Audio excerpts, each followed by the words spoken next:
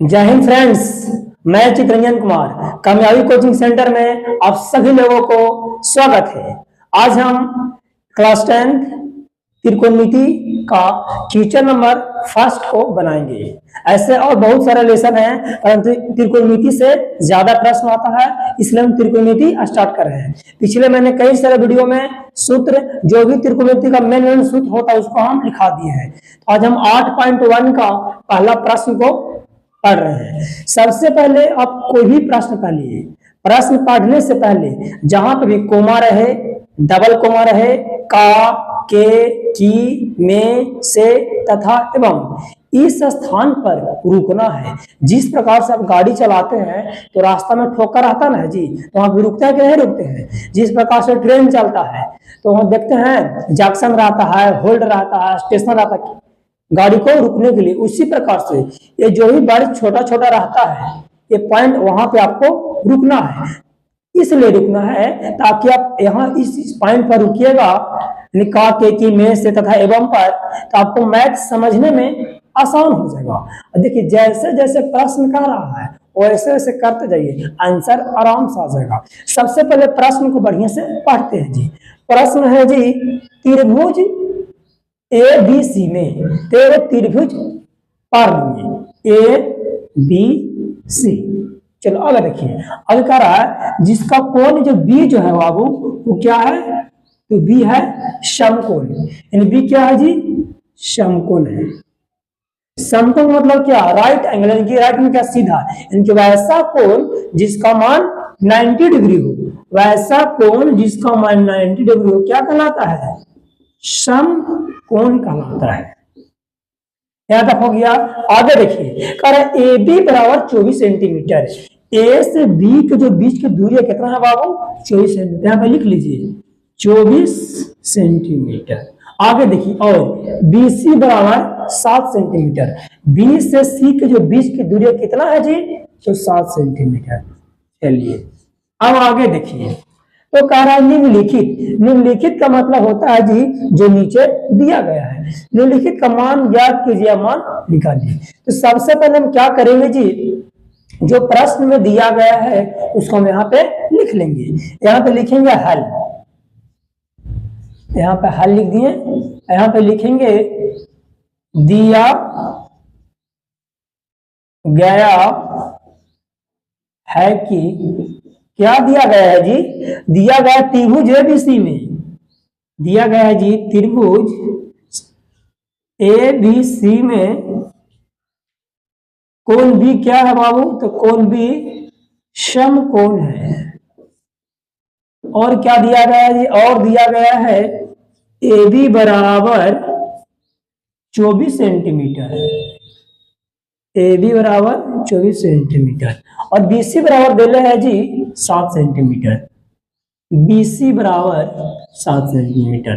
तो हमको साइने कोसे और दूसरा में साइंसी कोसी का मान निकालना है। तो सबसे पहले जैसा कि आपको पता है कि एक समकोण त्रिकोणमिति 3 गो कोण होता है। कौन कौन होता है जी, एक कर्ण होता है जो सबसे बड़ा भुजा होता है, और एक आधार होता है, एक क्या होता है, लंब होता है। तो इस प्रश्न में आधार दिया गया है, लंब भी दिया गया है, और कर्ण क्या है, अबसेंट है, यानी कर्ण नहीं है। तो सबसे पहले हम कर्ण को निकालेंगे। आपको सूत्र बताया है कर्ण, इसको मैं कर्ण कौन बाबू, तो 90 डिग्री के सामने, 90 डिग्री के सामने हमेशा क्या होता है जी, कर्ण। कर्ण को जी सूचित करते हैं एच से। तो हम दिखाएं तो सूत्र लिखाएं तो कर्ण बराबर, यहाँ पे लिखेंगे पाइथागोरस प्रमेय से, पाइथागोरस प्रमेय से कर्ण बराबर सूत्र होता है जी, कर्ण बराबर लंब के स्क्वायर प्लस आधार के स्क्वायर के अंडर रूट, यही ना सूत्र होता है जी। अरे लंब के स्क्वायर, तो लंब कौन है बाबू, तो लंब एकदम कौन है, ए बी है, तो लिखेंगे ए बी के स्क्वायर प्लस, ठीक है, आधार का आधार कौन है, बीसी है, लिखेंगे बीसी के स्क्वायर के अंडर रूट। अब देखिए ए बी के स्क्वायर, तो ए बी के मान कितना है बाबू 24, तो हो जाएगा 24 के स्क्वायर प्लस BC के स्क्वायर। तो BC का मान कितना है जी? तो BC का मान है 7, तो 7 के स्क्वायर हो जाएगा यहाँ पे हो जाएगा जी 7 के स्क्वायर के अंडर रूट। अब 24 में 24 से मल्टी स्क्वायर का मतलब क्या? 2 तो 24 का स्क्वायर, तो 24 गुने 24, तो 24 में 24 से मल्टीप्लाई की जाए तो कितना आएगा? 576। आपको वर्ग याद कर लेना है जी, प्लस 7 में 7 से, तो 7 से 49, दोनों को जोड़िएगा तो कितना आ जाएगा जी? 625 आ जाएगा। 9 6 15 7 6 11 12, हाँ ठीक है 625। और 625 के वर्ग कितना होता है बाबू? तो 25 होता है। 25 सेंटीमीटर था ना जी, तो सेंटीमीटर। किसको मान निकाला है बाबू? कर्ण की।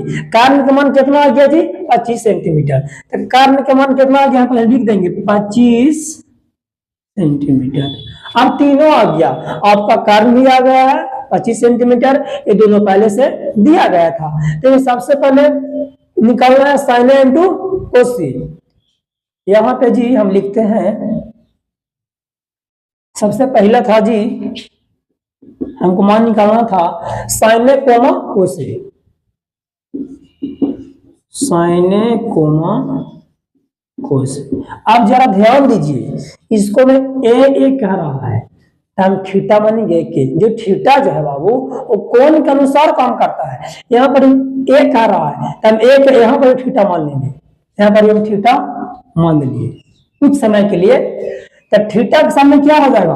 लंब, यानी लंब हो गया। थीटा के सामने हमेशा क्या होता है? लंब। अगर थीटा यहाँ रहेगा तो लंब हो जाएगा यहाँ। परिक्रमा कह रहा है कोस ए कह रहा है, जिसको कहेगा उसका ही हम मानेंगे। यहाँ पर ए कह रहा था, ए के माने बी कहेगा तो बी के मानेंगे, सी कहेगा तो सी, सॉरी बी तो 90 डिग्री है, सी कहेगा तो सी के मानेंगे। तो ए थीटा के सामने कौन हो जाएगा जी?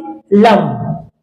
साइन थीटा में कुछ होता है लंब बटा कर्व। लंब कितना है? लंब है कितना? 7 बटा लंब बटा साइन, लंब बटा कर्व। कर्व कौन कितना? 25, तो 7 बटा 25 सेंटीमीटर कोमा। ठीक है, कोस ए, फिर ए के माने का रहा है थीटा, तो थीटा के सामने कौन चीज? लंब, तो हो जाएगा आधार। तो कोस थीटा कुछ होता है आधार बटा कर्व। आधार कितना है जी? 24 और कर्व कितना है? 25। आंसर हो गया।